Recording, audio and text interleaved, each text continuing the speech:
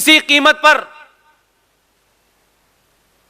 सनातनी हिंदुओं के आस्थाओं को चोट पहुंचाने वाले लोगों को बख्शा नहीं जाएगा। इसलिए हर दो आदमी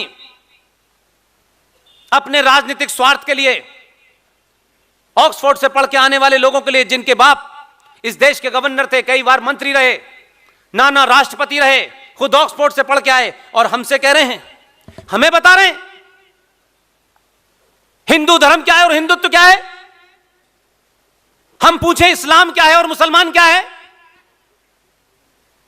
आप किस इस्लाम को मानते हैं? कौन से इस्लाम को मानते हैं? प्रोफेट मोहम्मद के दामाद अली की गर्दन फजर की नमाज के बाद मस्जिद में काटी गई। उनकी बेटी फातिमा का मकान जलाकर के, किवाड़ के नीचे जला के मार दिया गया। उनके नवासों को करबला के मैदान में भूखा प्यासा रख के मार दिया गया। पहला खलीफा अबू बकर, दूसरा, तीसरा, सबकी हत्याएं हुई। आप बताएं कौन सा इस्लाम है आपका? अबू बकर का इस्लाम है या इमाम अली का इस्लाम है? हम बताते हैं कौन सा है। हिंदुत्व की परिभाषा बताएंगे इनको, अभी भी समझ में नहीं आ रही। हिंदुत्व की परिभाषा देने के लिए बहुत बहान हमें शास्त्र नहीं पढ़ने हैं। मैंने कहा ये वो जनरेशन है जो मैगी खाती है, 2 मिनट से ज्यादा याद नहीं रखती। इसलिए इन्हें वेदों की लंबी लंबी कहानियां मत सुनाइए, भारी भरकम शब्दों का प्रयोग मत कीजिए, शॉर्ट में समझाइए। हिंदू धर्म क्या है और हिंदुत्व क्या है? यह मंदिर हमारी आस्था के केंद्र के साथ साथ ज्ञान की जगह थी। इसलिए हमारे यहां जो सामाजिक व्यवस्था थी उसमें एक ब्राह्मण था, उसमें कोई क्षत्रिय है, कोई वैश्य है, कोई शूद्र है, ये सारे लोग सामाजिक व्यवस्था के तहत थे। इसलिए उस सामाजिक व्यवस्था में जिसने भी ज्ञान प्राप्त कर लिया, जो लिख पढ़ गया, वो ब्राह्मण हो गया। आज भी भारत की सेनाओं में महार रेजिमेंट है, जाट रेजिमेंट है, सिख रेजिमेंट है। जरा याद करके बताइए, सीमा से जब शहीद होके जवान आते हैं तो कोई यह पूछता है कि इसमें 2 यादव मरे थे, एक बनिया मरा था, एक ठाकुर मरा था। जो भारतीय सेना में चला गया वो क्षत्रिय हो गया। व्यापार दलित करे, ब्राह्मण करे, ठाकुर करे, जो व्यापार कर रहा है वो वैश्य हो गया। हमारा समाज त्यागी की पूजा करता है, अंबानी की पूजा नहीं करता, बिरला की पूजा नहीं करता। यह हमारी ताकत है। हम कितने भी गरीब हों तब भी हमारा आदर्श पैसे वाला कभी नहीं हुआ। भारतीय समाज उसको अपना हीरो मानता है जो त्याग करता है। इसलिए भगवान राम, हम सब जानते हैं कि वो क्षत्रिय थे, लेकिन उन्होंने त्याग किया, इसलिए मंदिर में पूजे जाते हैं। इसलिए वो ब्राह्मण उस क्षत्रिय की पूजा करता है, क्योंकि उस दौर के लोग ये नहीं मानते कि ये क्षत्रिय था। उस जिस आदमी ने त्याग किया वो हमारा आइडियल होता है। हम किस दलदल में फंस गए हैं, इस दलदल से बाहर निकलिए। इसलिए ये जो घर वापसी की बीमारी है, घर वापसी किसकी? जो एक बार गए दोबारा फिर चले जाएंगे। जिनके बाप दादा कायर थे, 2 रुपए किलो चावल में तलवार के जोर पे शलवार पहन के घूम रहे हैं, वो हमें डरा रहे हैं। वो हमें डरा रहे हैं, हमसे कह रहे हैं गला काट देंगे। अबे पागलों, जब नहीं डरे तो अब क्या डरेंगे? इसलिए कि आप जवाब नहीं देते हैं। डरपोक लोग आपको डरा रहे हैं, वो धमका रहे हैं आपको। धमकाने का भी अलग अलग तरीका है। भारत माता का नारा लगाने से भारत माता मजबूत नहीं होगी। फिर कह रहा हूं, जमीन पे काम करिए, नारा नहीं लगाना पड़ेगा। वो जो 5 वक्त चिल्लाते हैं, 5 वक्त चिल्लाएंगे भारत माता की जय। इसलिए ये जो बीमारी है, यकायक बीच में से कोई खड़ा हो जाता है सभा में से, हिंदू राष्ट्र बनाइए। अच्छा, कहां बने, क्या करें उसके लिए? हमने साहब 1 लाख साइन करा लिए हैं। हम कितनी फ्यूटाइल एक्सरसाइज करते हैं, हम किस तरीके के काम ऐसे करते हैं जिसमें हमें यह दिखे हम कुछ कर रहे हैं। जैसे कुछ लोग होते हैं बेरोजगार, उनको काम पे लगा दो। हमने 1 लाख लोगों के साइन करा लिए हैं, प्रधानमंत्री को भेज रहे हैं। प्रधानमंत्री 1 लाख लोगों का साइन देगा, शाम को लिख देगा संविधान में भारत राष्ट्र हिंदू हो गया। एक दिन के लिए, सिर्फ 1 दिन के लिए कहता हूं, 1 घंटे के लिए कहता हूं, 90 करोड़ सनातनियों में से 25 करोड़ सनातनी सार्वजनिक जीवन में जिस दिन सनातनी हिंदू हो जाएंगे, होली मनाना, दिवाली मनाना हिंदुत्व नहीं है। अपने उस पुरुषार्थ को याद कीजिए। हम कौन हैं, कहां से आए हैं, हमारी उत्पत्ति क्या है, हम किसको मानते हैं, किसको नहीं मानते। 25 करोड़ लोग भी अपने चलने फिरने में आचार्य चाणक्य हो जाएंगे, 2 घंटे में भारत हिंदू राष्ट्र घोषित हो जाएगा। इसलिए संविधान में लिख जाने से कुछ नहीं होगा। संविधान में तो बहुत कुछ लिखा हुआ है, तब क्या हो गया कुछ? आप होंगे तब संविधान में कुछ होगा। हम उल्टा चल रहे हैं, हम कहते हैं पहले संविधान में करो। संविधान में कुछ नहीं होने वाला, जो है वही नहीं पता हमको। हमारे पूर्वज क्या काम कर गए संविधान में हमको नहीं पता, क्योंकि बड़ों को फुर्सत नहीं है। जो एक बार एमपी बन जाता है वो फिर पीला नीला कोट पहन के विधानसभा में और लोकसभा में नजर आता है। वो लोकसभा के अंदर जाने के बाद जो डॉक्यूमेंट उसके हाथ में हैं, जो वो सार्वजनिक कर सकता है, इतनी भी ईमानदारी कोई नहीं दिखाता है, माफ कीजिएगा, वो भी नहीं बताता है। इसलिए कह रहा हूं, सिर्फ कमाई कमाई कमाई, इसके अलावा कुछ सोचता नहीं है, और पाखंड करेगा समाज में आकर के। ना मैं ये था, ऐसा ज्ञान लगेगा जैसे सारा ज्ञान ही इन्हीं को है, कुछ पता नहीं।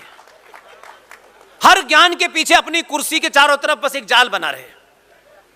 माफ कीजिएगा, मैं किसी निजी टिप्पणी नहीं कर रहा हूं। कोई बात समाज में उसने नहीं बताई कि भारत की संसद के अंदर क्या जघन्य अपराध हुआ। हम रोक नहीं सकते थे, हम पब्लिक में आके बता तो सकते थे। मैं जितनी बातें आपको बता रहा हूं, इससे कोई फर्क पड़ने वाला है? हां, पड़ने वाला है। आपके सामने कोई झूठ बोलेगा, आप 5 मिनट उसे समझाएंगे, ज्यादा अगर मगर करेगा एक झापड़ मारेंगे कि चलो यहां से निकलो। आपको झूठ सुनने की आदत डाल दी है इन नेताओं ने। झूठ सुनो, और पूरा समाज सुनता है कि सत्ता के ऊपर जो है वही ज्ञानी है। उन्हें वो मास्टर ज्ञानी नहीं लगता जिसने 70 साल लकड़ी की कुर्सी पर बैठ करके हजारों बच्चों को चाणक्य बनाया हो, क्योंकि उसके पास पैसा नहीं है, रुतबा नहीं है, बड़ी गाड़ी नहीं है। इसलिए वो जानते हैं जैसे ही सत्ता आती है, आम आदमी से 3 मीटर की दूरी से बात करते हैं। जो कल तक कपड़े का फटा कपड़ा रूमाल समझते थे, वो अब नैपकिन से मुंह धोंचते हैं।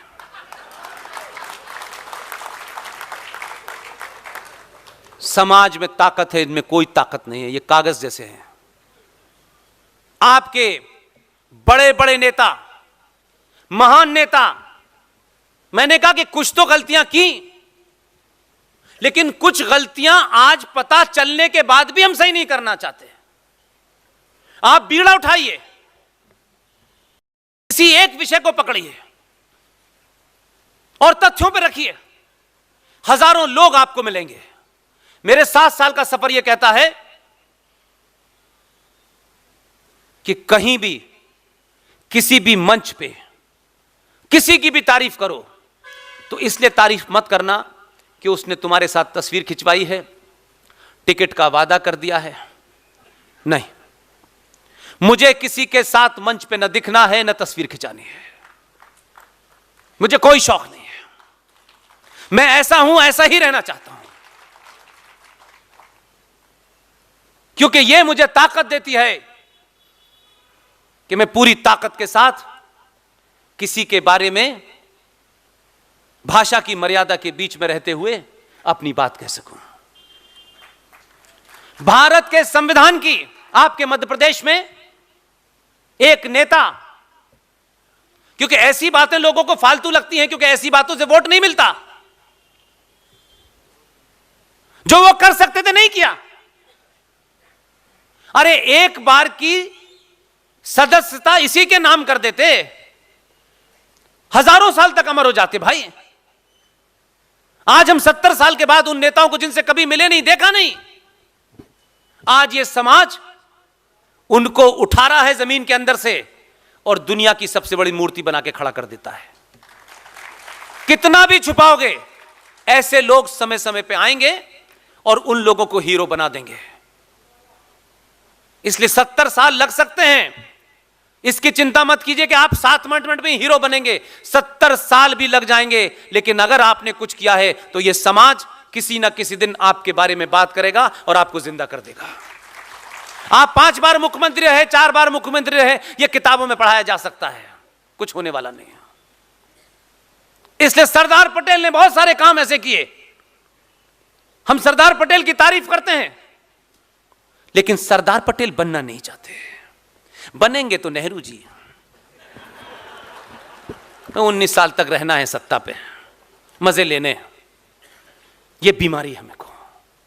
सरदार पटेल ने कैसे 2 काम किए, और भारत विचार मंच से मेरी शिकायत है, मैं कोई बात कमरे में नहीं करता हूं। 7 साल से एक चीज के बारे में बोल रहा हूं। आज आपने प्रोग्राम शुरू किया, आपने वंदे मातरम गाया, लेकिन आपने वंदे मातरम भारत के 4 मक्कारों के बीच में एक समझौता हुआ था 1937 में, आपने वो वंदे मातरम गाया है। मैं बताता हूं आपको कौन सा वंदे मातरम गाना था, और तथ्यों पे बता रहा हूं, संवैधानिक तौर पे बता रहा हूं। इसलिए कुछ बातों को पब्लिक करने से आसानी होती है। 1947 में जब यह हो गया तय कि भारत की आजादी की घोषणा होने वाली है,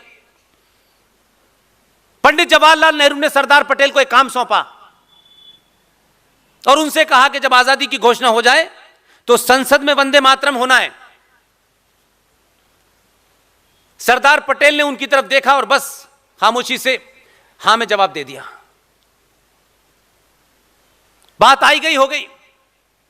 इस बीच में सरदार पटेल साहब ने देश के एक बहुत बड़े संगीतकार को टेलीग्राम भेजा और उनसे कहा कि आपको 14 अगस्त की रात में आना होगा, जब आजादी की घोषणा हो जाएगी तो आपको वंदे मातरम गाना है।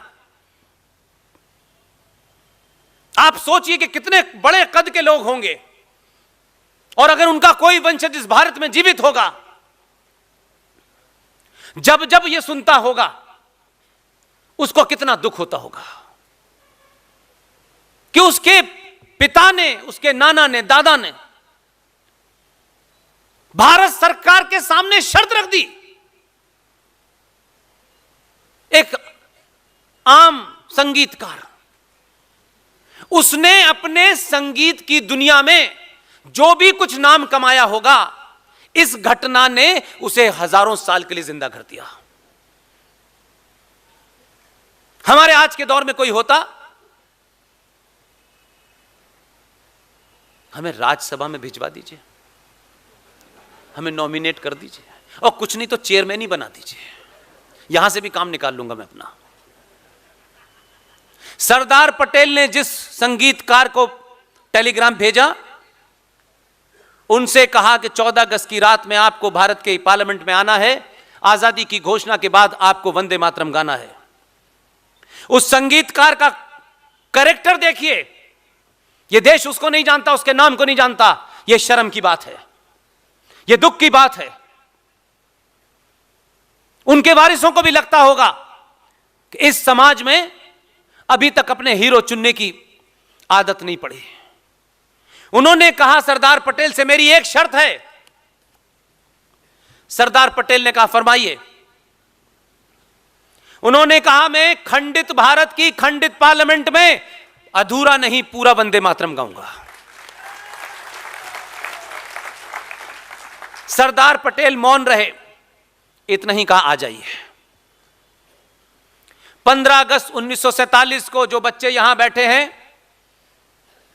जो बेटियां बहनें बेटे मेरे बुजुर्ग जो मोबाइल देखते हैं, ढूंढिएगा जब पंडित जी गुलाब का फूल लगा करके अंग्रेजी में भाषण दे रहे थे, क्योंकि भारत के लोग हिंदी जानते नहीं थे, धारा प्रवाह बोल रहे थे, उनकी मजबूरी थी। जिनके वो दोस्त थे वो अंग्रेजी जानती थी, उन्हें बात बतानी थी उनको, उन्हें भारतीयों से क्या लेना देना। आधे घंटे तक डेस्टिनी दिस दैट, उसके बाद खत्म हो गया, वो उतर के नीचे बैठ गए। जैसे मंच पे तमाम सारे गणमान्य लोग बैठे हैं आपके शहर के, वहीं पर एक साहब बैठे हुए थे। सरदार पटेल साहब ने उनकी तरफ देखा।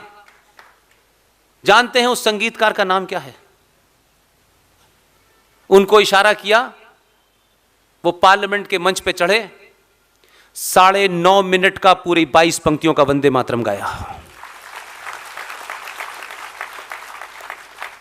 उस संगीतकार का नाम है पंडित ओंकार नाथ ठाकुर। यह देश नहीं जानता, यह राष्ट्र नहीं उसको जानता।